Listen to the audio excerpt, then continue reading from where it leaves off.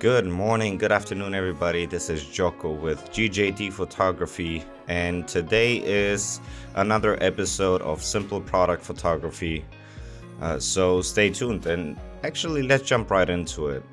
So I had quite a few different products, as you'll see. I don't know the name of them, and I figured I'd do something else also with the viewing angle. So I placed my camera on top of the workstation so that we have two views, one straight on through the camera as well as a bird's eye view.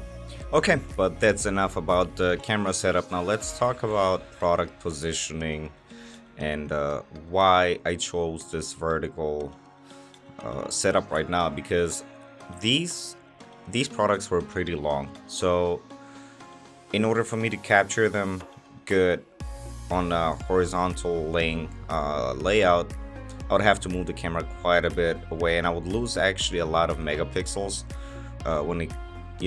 by doing that. So I figured just turn the camera vertical and place the products accordingly. So with a few of them, for example with this one, I had only one product, so I had to take one side first and then turn it to the other side and take the other side as well. But for this one, I had both of them, so I placed them next to each other to give both views. And that's usually my approach when I want to showcase different angles, different sides of a product, is take multiple pictures of the product, like for example here. And later you can combine them in Photoshop or any editing software that you use. Which brings us actually to our next product, which is this yellow item. I don't know what it's used for, but it seemed interesting. And as you'll see, I took multiple pictures of this. Actually, they turned out to be 4 pictures total. This was one angle, as you will see, and I figured this gives the item depth and dimension, which is why I chose this 3/4 view of it.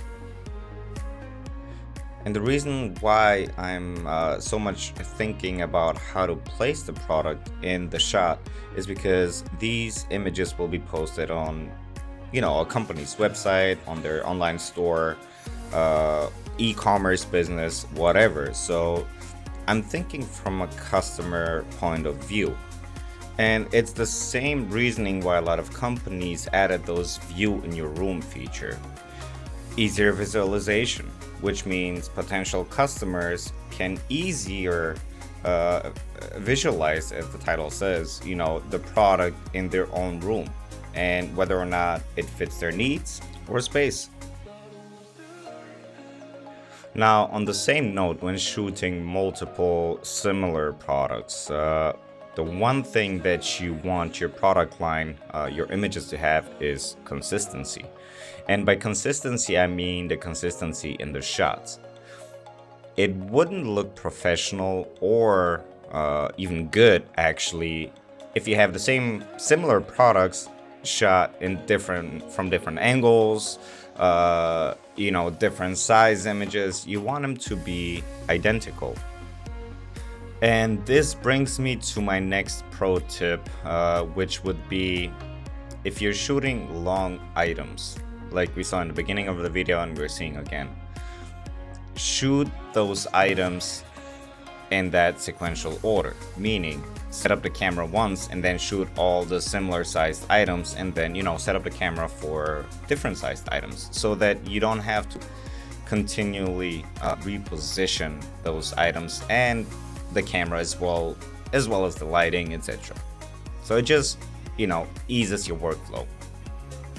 Okay, let's jump into the editing part, which was quite a bit of fun actually, as you will see, and it was painless. They were easy shapes of the products, and it was fairly straightforward to remove them. The automatic subject selection tool served its purpose. As you see, I just roughly outlined the product and it automatically just selects the product, and then I just use the magic wand tool for those white holes in the product, and boom, there we have it. Smoothing out the selection in the select and mask option, and on to the next. As simple as that. Here I just click the select subject button, and as you see, it just, does an awesome job. Sometimes in those shaded areas, I needed to go with the brush tool to refine the selection a little bit, but as you see with this object, boom, boom, as simple as that. Here again, and this is the area that I was talking about. It's a little shaded, but not a big deal really.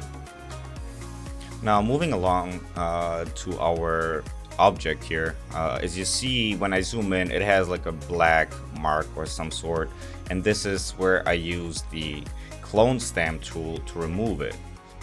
This is a very strong and powerful tool which fixes those small imperfections of the product seamlessly, so that you won't be even able to tell, because it just copies the texture and the color and everything of the product from wherever you sample it and pastes it onto wherever you are painting on it. And another tool that I fairly often use is the spot healing brush tool, which is in this example you will actually see how useful it is.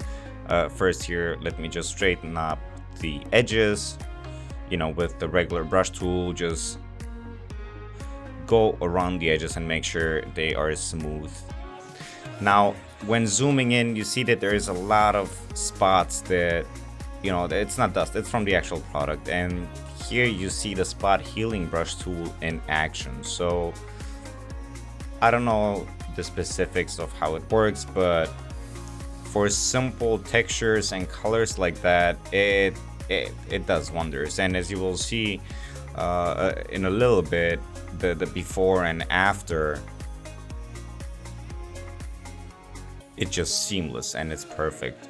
It gives the product a clean look. Now the editing part is very repetitive, so I'll just let you enjoy a little bit of me retouching those items, and I'll be back as soon as we get to our next category, which will be framing and layout.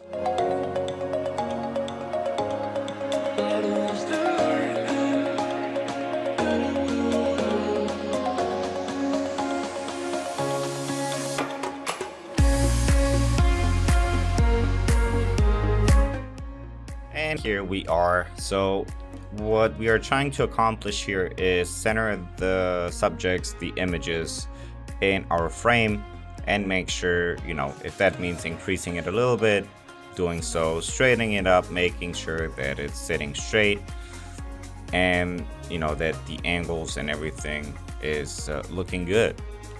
So once we got our sizes checked, what I'm doing here is combining the views so that we have both views on one image. Instead of having 4 images of the same product, we have 2. I guess you could further downsize it into 1 image, but that'll be overkill and it'll be too much. For the simple products, I just make sure that they are vertical and that they are dead center on our canvas, just like you see here. I am readjusting their size a little bit because some were a little bit bigger, some were a little bit smaller. This is our yellow product, which I will do the same thing. And here I noticed that the color of the underside of the bird's eye view was a little bit different, so I needed to correct that with some curves, exposure, hue and saturation, adjustment layers. And as you see, I matched it fairly identical to the left hand side of our canvas, and that's how I placed them. Here for the other underside as well. And here I noticed that I actually had skipped the bottom part of our subject, the little shaded area of it.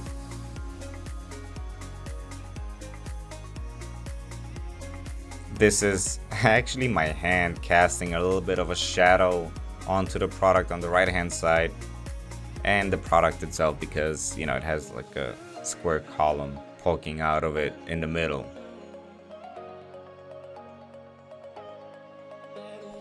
Now at this point, these are the rest of the products that were shot. It gets pretty repetitive, which means that you'll have to deal with the same techniques for each product. Object selection, brush to refine the edges, select and mask to smoothen the edges, and just go over little details. Make sure that the product itself is visible. Cutting out, using the clone stamp tool to remove or alter certain aspects of the image. Like here, the hole needed to be removed, and as you see, it has some rugged edges, which I will also correct with the clone stamp tool.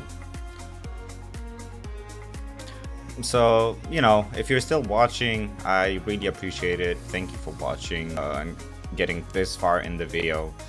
It means that you are learning something, and I would highly appreciate it if you just hit that subscribe button. It doesn't cost you anything, but it's just a motivator for me to create more of these types of videos. And as a matter of fact, I have quite a few lined up. So hit that subscribe, like, comment down below, whatever you feel comfortable with. Any suggestions or something, or any questions that you might have, I'll try to answer all of them. But with all that being said, I will let you enjoy the rest of the video and enjoy the music, because it's a pretty nice song. And I will see you in my next video. Cheers.